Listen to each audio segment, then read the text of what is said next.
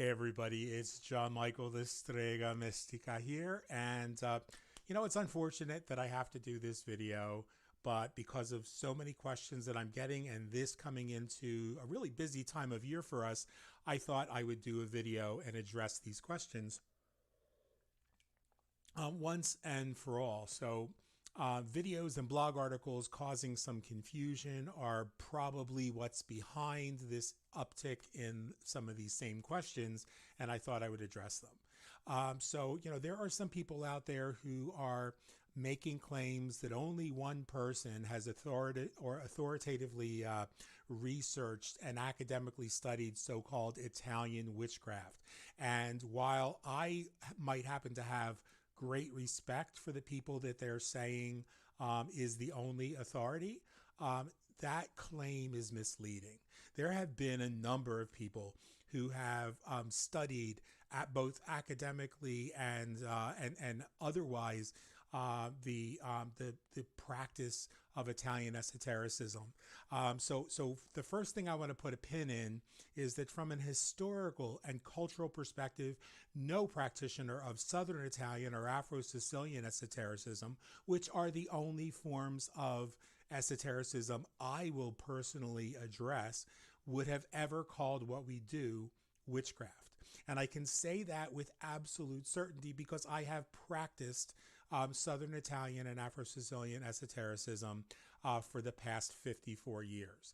And so from our perspective, first of all, we consider all of Southern Italy to fall under the banner of Sicilian because originally that's who we were as a culture. But we would have never referred to it as witchcraft or stregoneria or particularly the make-believe practice of stregoria. Now, no one over the age of 50 would even consider teaching our ways to an outsider. So the answers they would give would be intentionally sketchy or vague, because there are reasons for not sharing that with the broader base of people, and most of those reasons relate to some of the absurd things that have come out of neo-paganism, some of the absurd claims that lack historic basis and factual basis. Some of the ways in which the esoteric practices of our culture have been culturally appropriated by people like Raven Grimassi or Lori Bruno. So I want to say that there are two things that have been studied by a number of scholars, and I by no means wish to portray this as the only two things, but in sort of a general sense. The first is a broadly accepted general practice of what is actually Catholic conjure or Catholic folk magic or esotericism that can be found in many areas of Italy, but sparsely and in very few areas of Sicily. And so there's been a study of that sort of Catholic folk magic practice.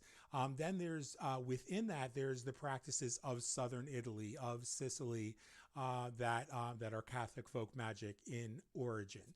Now these practices did not exist prior to the establishment of the institutional Roman Church.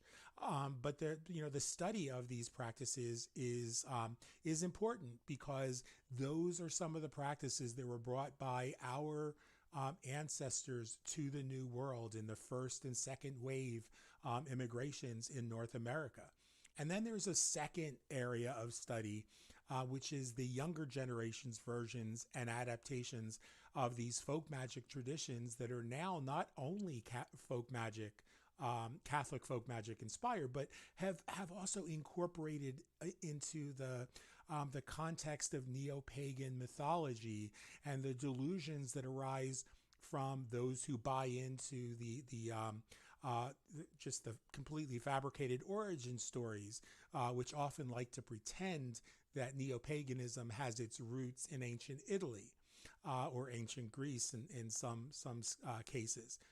But I want everyone to understand who watches my channel Afro-Sicilian folk magic, which includes all of Southern Italian folk magic, is a worldview. It is not a codified practice. It is not a religion. It has never been a religion. It has never been a codified practice. There has never been such a thing as covens in Afro-Sicilian folk magic or Southern Italian folk magic. So anyone who tells you that they were initiated by a secret coven on Mount Etna or whatever are full of shit.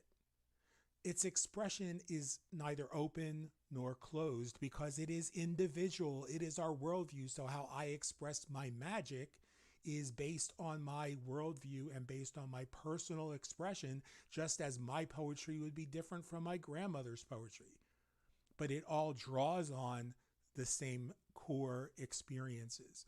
Some of our cultural traditions include keeping things secret that might have provoked the ire of the Roman Catholic Church back in the day. Some of those traditions also include initiating the young on how it all works on specific days of the year, often coinciding with Catholic holidays because that's when families would gather together.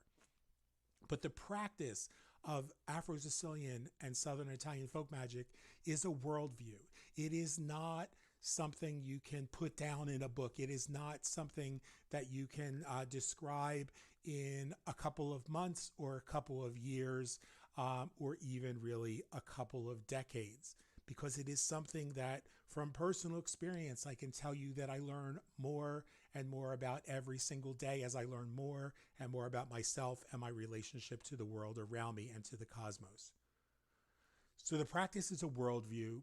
It includes our way of life. It includes food. It includes cooking. It includes cleaning and healing and work and you know what we do for a living and how we move in the world and how we relate to others.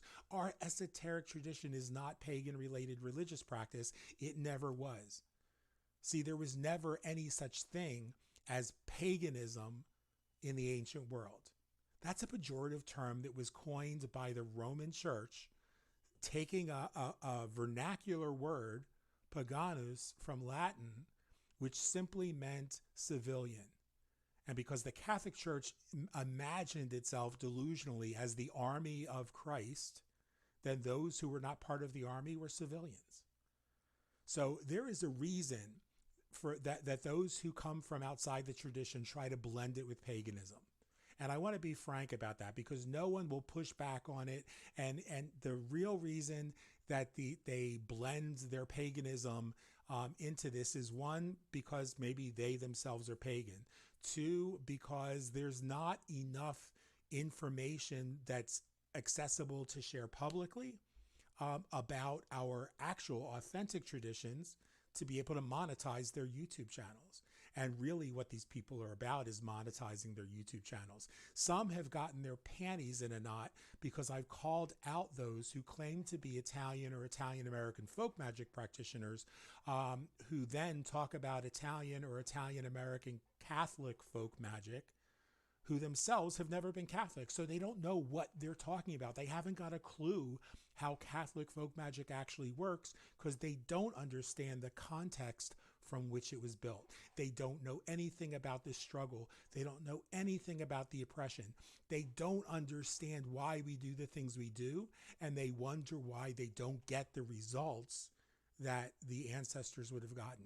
And so some of their friends have gotten their panties in a knot as well and gotten pissy with me or even stopped talking to me because passive aggressively they would rather do that than actually have a conversation with me, because that would require emotional and spiritual maturity.